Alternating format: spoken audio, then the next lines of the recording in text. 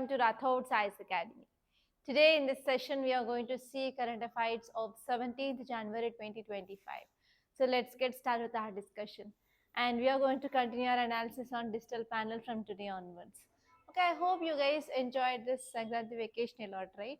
And we also had completed our vacation, and again, there is a resuming of our classes in our academy. So again, I started with my old style. Okay, so let us see the first article, guys. So see this title first of all.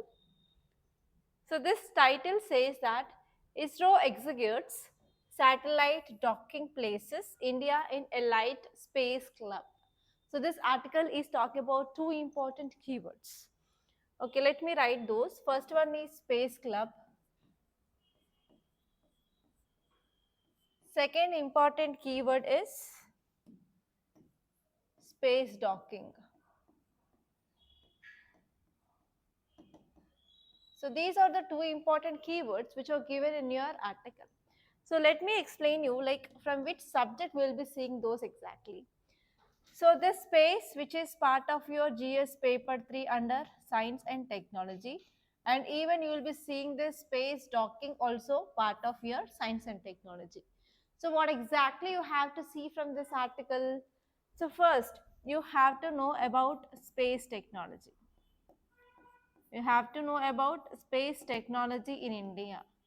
So if you're seeing your static syllabus about what are the things that you had studied in your classes, you have to see history of space. History of space technology in India, it is very important. And here you have to see about our history of launching vehicles. Our history of launching vehicles.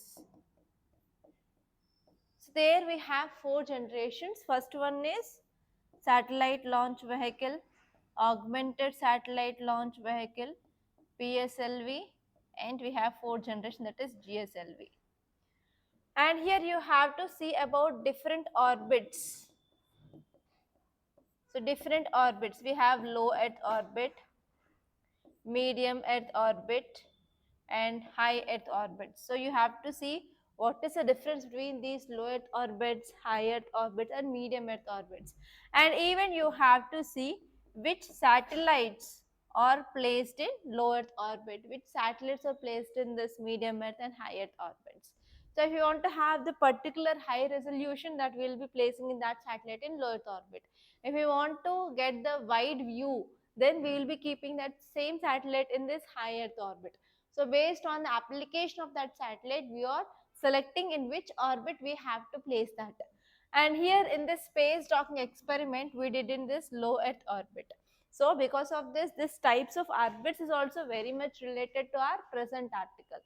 So in this way, I want to connect you what is happening now with what is there in your syllabus. Clear? Okay. So now, apart from that, you have to see what is this club. Club is nothing but group of people, right?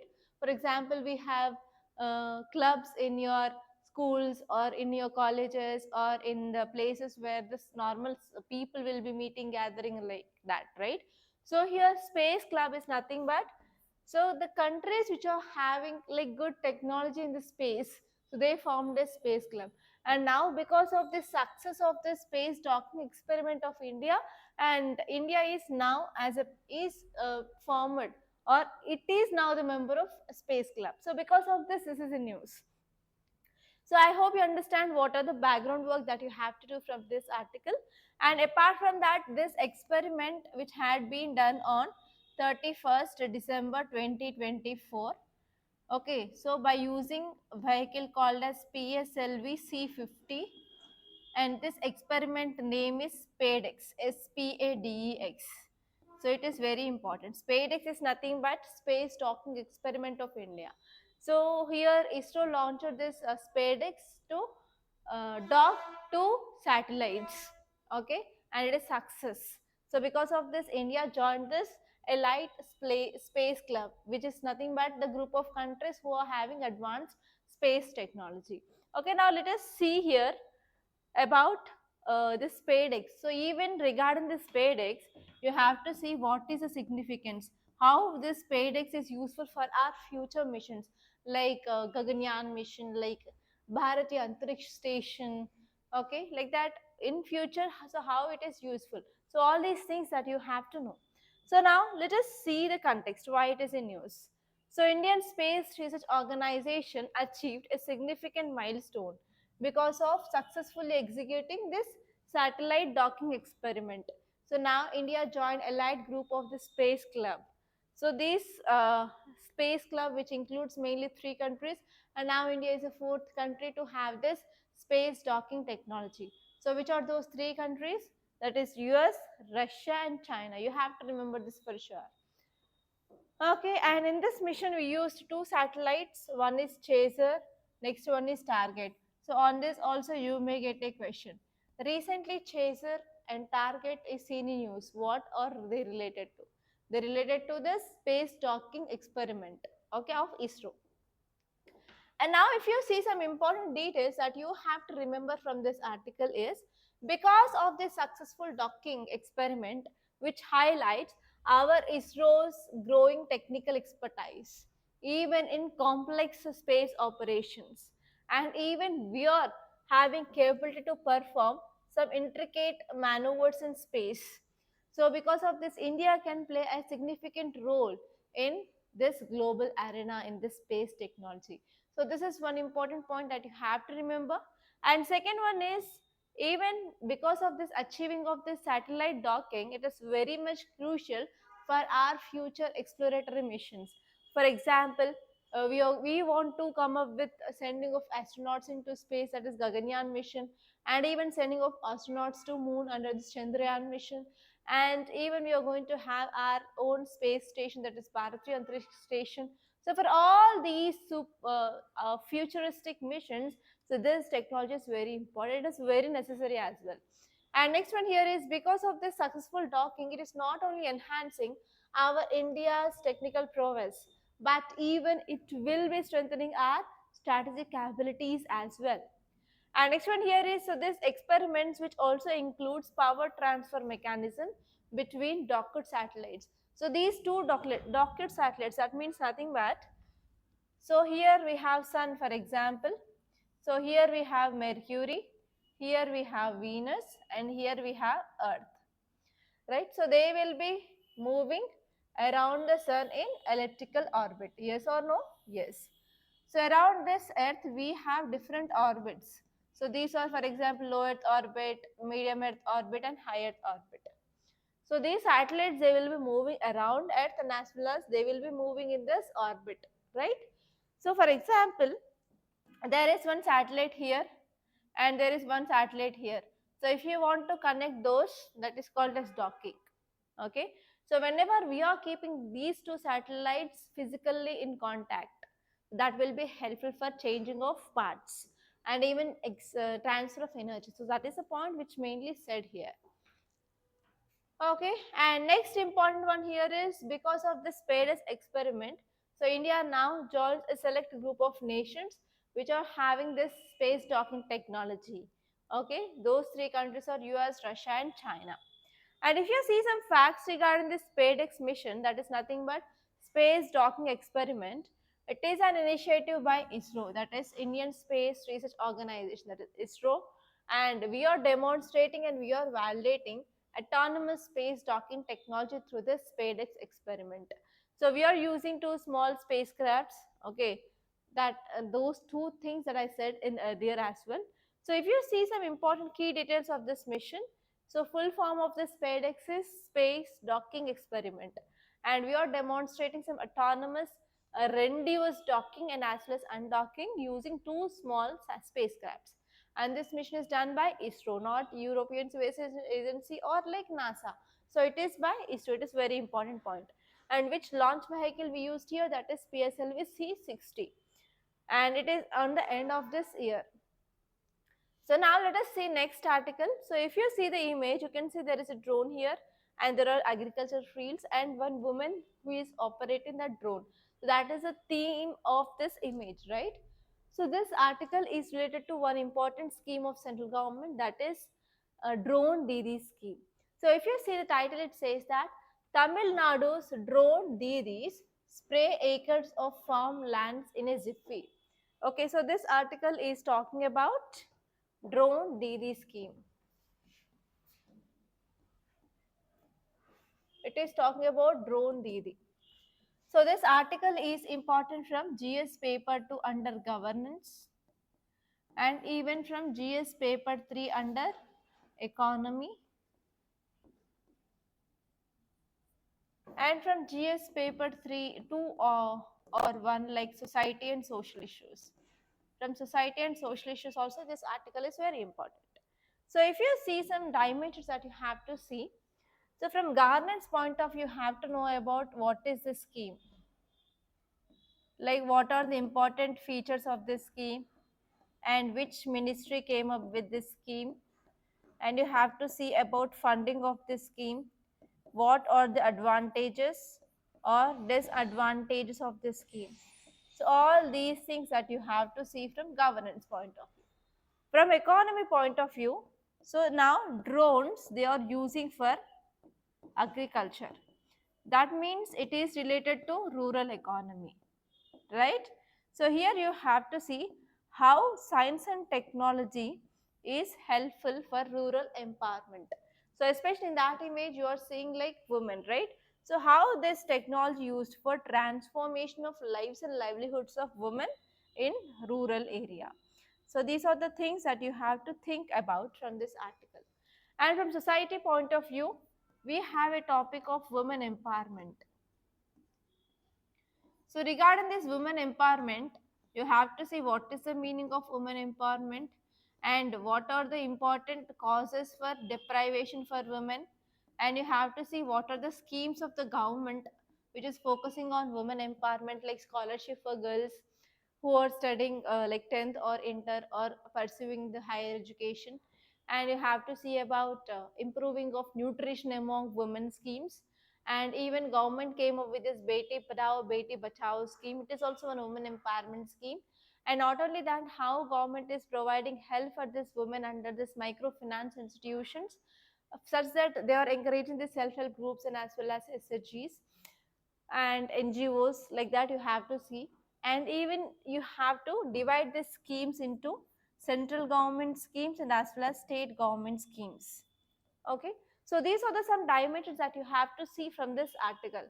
So now in this class we are going to discuss about the scheme in a very clear and detailed manner. So now if you see the title, it is saying that Tamil Nadu's drone Didi spray acres of farmlands in Jiffy. So here Tamil Nadu government came up with an initiative, and this initiative they are focusing on empowering of women. So that scheme is called as Drone Didi. So under this Drone Didi, they are assisting local farmers for using of drones. That means it can be also added under the part of mechanization of our agriculture. Okay, so they are using drones for what? For spraying of fertilizers, pesticides, and as well as watering of fields. So this comes under the part of central government scheme of Namo Drone Didi scheme. Okay, and in this Namo Drone Didi scheme, you have to know about the features so that you can expect a prelims based question for sure this year from this Namo Drone Didi. Because if there is any scheme in news, for sure you will be getting 2 to 3 questions in regarding schemes in your prelims. So if you see some key details which are given in this article, so first point you have to remember is it is focusing on rural economy development. So through this scheme, government is giving training for the women, and they are also giving some financial incentives to go for using of drones for spraying of pesticides and as well as fertilizers in these fields. So here women they are getting training to operate the drones so that it will be helpful for creating of jobs in the rural areas, and even it will be helpful for increasing of agriculture productivity. And its one is it will also promotes gender equality as well.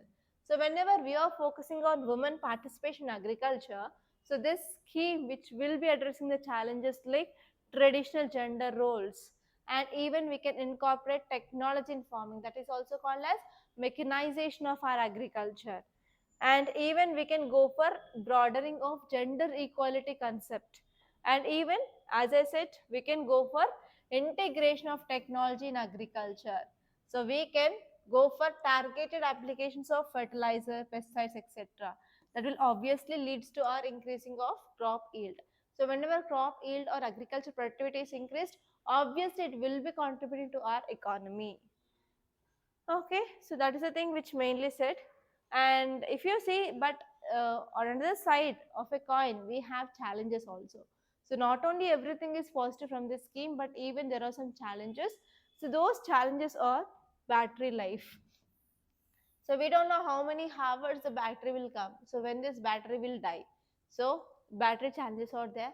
And even now women, they are getting training to get operated. But who will be involving in the transportation of the drone? There are some transportation issues as well. So government need to address these challenges so that it will become long-term sustainability in our agriculture. That is the thing which mainly said. And even now there is a potential for expansion. So now Tamil Nadu state is successfully doing this. Why can't in other states? So we can go for expansion even in other states as well. So that is the thing which mainly said. And if you see some facts regarding this Namo Drone Didi scheme, so this is implemented by Ministry of Agriculture and Farmers Welfare. And the important aim of this scheme, it is to empower 14,500 women self-help groups under the scheme called as Thehinduanalysis Yojana. Okay, so through this scheme here, they are getting training to operate these drones. And what are the objectives? The first one here is we have to go for empowerment of women and empowerment of women self-help groups.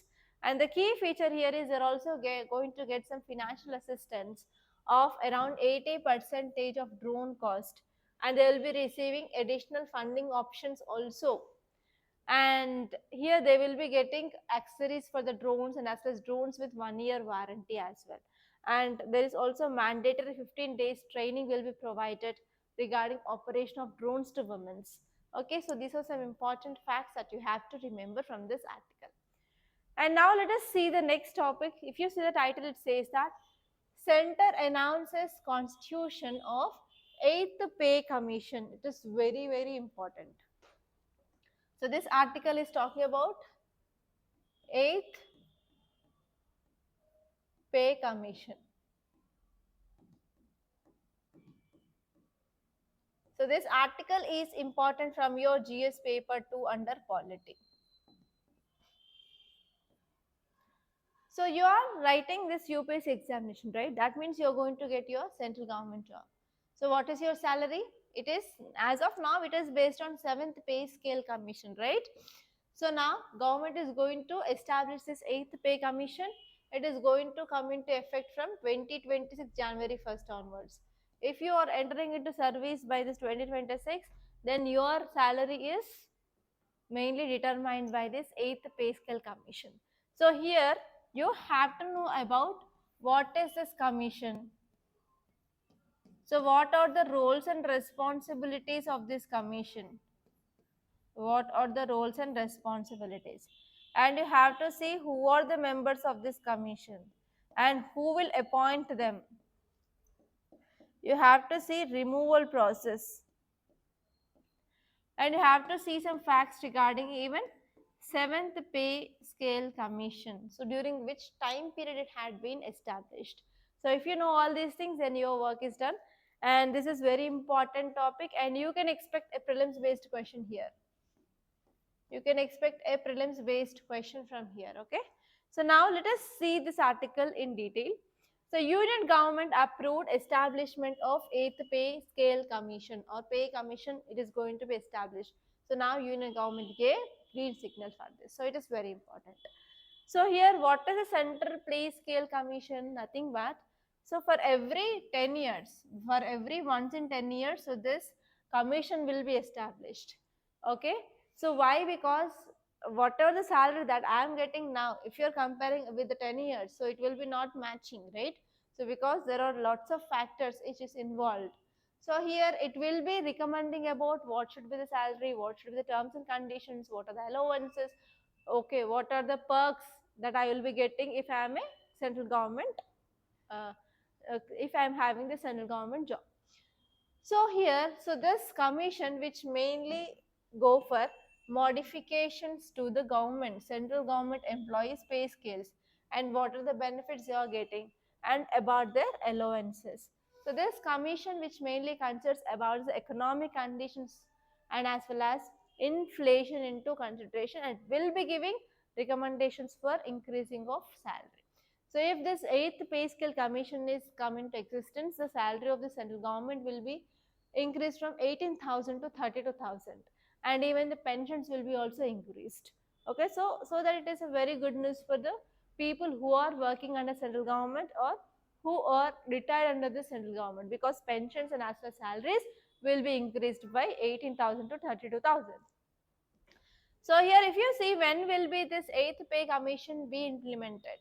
So former Prime Minister Manmohan Singh established the 7th pay scale commission year 2014, and this is 2025, right? So we are going to have this 8th pay scale commission now.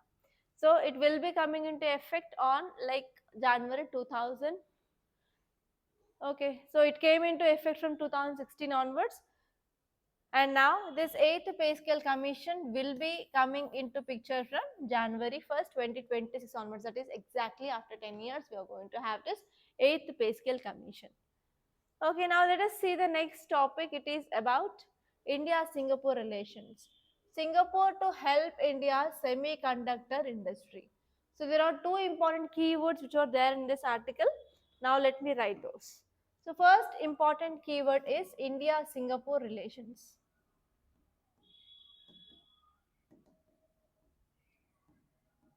First important keyword is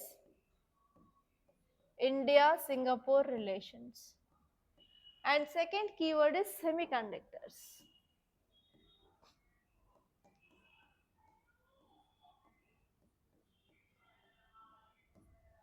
So where you will be reading about this India-Singapore relations from GS paper to under international relations.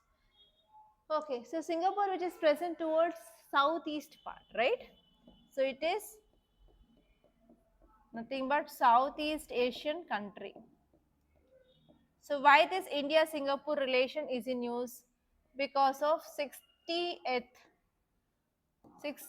anniversary of India-Sri Lanka relations. Because of this is in news. And you have to see it is part of ASEAN.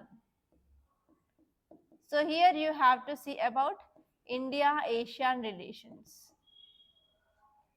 Okay, so these are the things. Apart from that, you can also see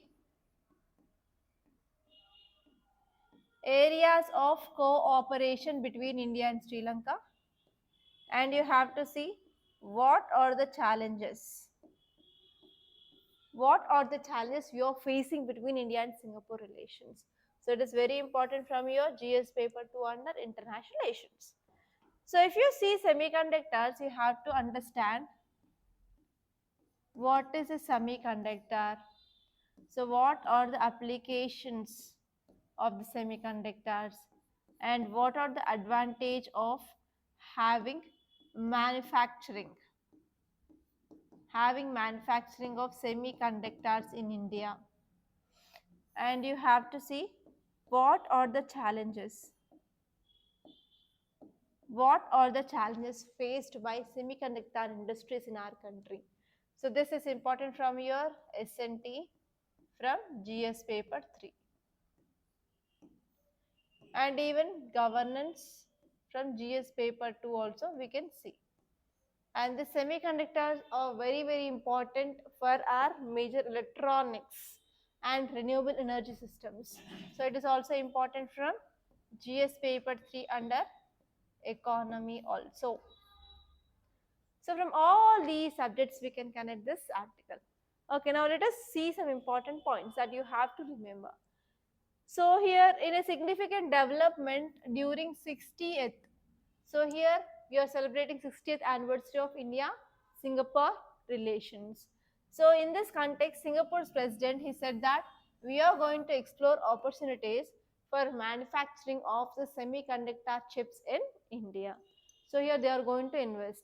And do you know this Singapore is the largest investor in India. So here because of this, even they are going to invest in this manufacturing of semiconductors in India soon. So if you see the key points that you have to remember, the first point here is So this initiative will helpful for building of semiconductor ecosystem in India. And actually semiconductors, they are having global demand. So whenever we are manufacturing them, then we can address the global demand. Okay, and even we can export these to different countries, so that it will be also very helpful for Indian economy as well. And even we can play a very important role in supply chain of the semiconductors, and even we can strengthen economic ties. So what are the long standing relationship which is there between Singapore and India? So we can also improve this mutual trust and as well as strategic collaboration. And Singapore is having a very important role with India because it is the largest investor in India. So if we are having this kind of initiatives of semiconductor manufacturing, then it will be further improving our bilateral relations. And next one here is we can also improve our digital infrastructure. So you know that in Gujarat we are coming up with this gift city, right? So in this way here the proposed data corridor between this gift city and as well as Singapore, it is very important, so that we can further improve our infrastructure according to the modern economies. And even we can also focus on our renewable energy. We can decrease our imports of the semiconductor from other countries, so that we can rely on our Atmanirbhar Bharat. Okay, so these are the things that you have to remember. And now let us see the next article. So here you can see long overdue short-term regimen for TB said to be a game changer. So here this article is talking about TB. TB is nothing but what? Tuberculosis. It is talking about TB, that is tuberculosis. So here we are studying this topic from GS paper 3 under science and technology. In science and technology, we are having a topic called as diseases. So in this disease, we have two types of disease. One is communicable disease. Next one is non-communicable disease. So communicable disease is nothing but whenever we are communicating with others, there is a chance of spreading of that disease. That is called as communicable. Non-communicable is nothing but whenever we are communicating with others, like talking, sharing the hand, sharing things, sharing utensils, having hug, kiss, etc. That will be not leading to the transfer of disease. That is called as non-communicable. For example, here disease caused by pathogens like bacteria, fungus, a virus. So these are normally communicable disease. For example, if you are having any genetic disease or any organic failure or like any pathology, okay, then that will be not transferred that much easily. For example, lung disease, hypertension, diabetes mellitus, kidney disease or liver disease, so that will be not transmitted, right? Okay, so that is called as non-communicable disease. So TB is caused by a bacteria called as Mycobacterium tuberculosis. So it is a communicable disease. For example, if there is any patient who is coughing or who is talking to you, so there will be a transfer of small droplets. So through that droplets, there is a chance of transmission of this disease from one person to another person. Okay, so here for treating of TB, we have a treatment. In that treatment, we have first line antibiotics and we have second line antibiotics. So first line include isoniazid like that, and here in the second line we have penicillins and tetracyclines. Okay, so actually the problem with this TB here is we have to take very long duration of treatment. So because of this long duration of treatment, that too we are taking antibiotics, so there is a chance of getting of antimicrobial resistance, that is AMR. So because of this, recently we got a new drug regimen for treating of TB, that is BPAL. Okay, BPAL treatment regime. So the advantage here is it is less than 6 months. So we can use this treatment for 6 months, so that we will be having a complete cure from this TB. So this is the one game changer which is mainly said in this article. So here you have to see about some facts regarding this TB. So caused by bacteria and which organs it is affecting. So normally it will be affecting the respiratory system of a patient, but even it is causing extra pulmonary disorders, like even your eye will be getting this TB. You have to be very careful. Okay, and you have to see what is the treatment regime, and you have to see about government scheme which is focusing on giving 500 rupees per person, but that 500 rupees had been increased to 1000 rupees. And even you have to see what is the target of India to end this TB. Okay, for that, what steps the government is taking? What are the steps taken by the government? So all these things that you have to remember. And now here, if you see this article which is saying that, so the problem with this TB is, the problem with this TB is AMR, that is antimicrobial resistant. So the resistant germs, they are largely attributed to the lack of adherence to this TB treatment. So especially as I said, so we are using at least 2 combination antibiotics for more than 1 year or 2 years. So there is a chance of getting this resistance to this drugs. Okay, so because of this, what happened? So we are getting multiple antimicrobial resistant strains. Okay, so because of this, what happened? So physicians, they are trying to advise to the patients regarding what will be the adverse impacts of discontinuing these medicines. And here, whatever the drugs which are prescribed by this doctor, they are not taking on a regular basis. So this is one important reason. So because of this, recently we came up with this B-PAL regime, that is nothing but 3 oral drugs, that is bedaquiline, pretonomate and linezolid, and it will be prescribed for 6 months of time. So here trials are going on across the 4 countries, and we are getting very better similar outcomes. So in the same way, we can also use that in our country so that we can achieve a target of elimination of TB. Okay, so that is the thing which mainly said, nothing more than this. And let us see the next article. Great anniversaries of peace initiatives, a role for India. So this article is talking about 2004 tsunami. So 2004, this year we'll remember because that led to a great devastating cyclone and tsunami in our country, right? So because of that 2004 tsunami, even our southernmost tip, that is Indira Point, had been submerged underwater. So because of this article, it is mainly talking about what are the steps we have to take. Okay, what are the steps we have to take to control this kind of events? And next important thing here is, yes, world geodynamics is changing. Yes, again in US, Trump came into power, and Trump again wants to show his big brother attitude. So what will be the impact, and what are the lessons that we learned in 2024? For example, our economy is getting weakening, so even our rupee value is getting weakening, so there is decreasing of investments. And even in 2024, India became the leader of this global south, and even India is trying to negotiate with this Russia-Ukraine crisis, and India is also actively participating in this treaty between this Israel and Hamas. Okay, like that, you have to see what are the things that happened in this 2004 which are very much relevant. Okay, that's it.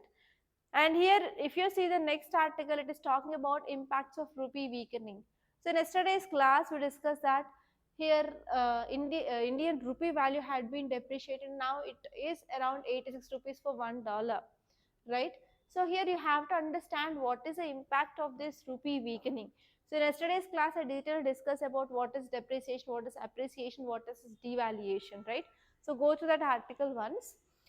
So here, because of this depreciating, that is decreasing of value of rupee, we are having both positives and negatives.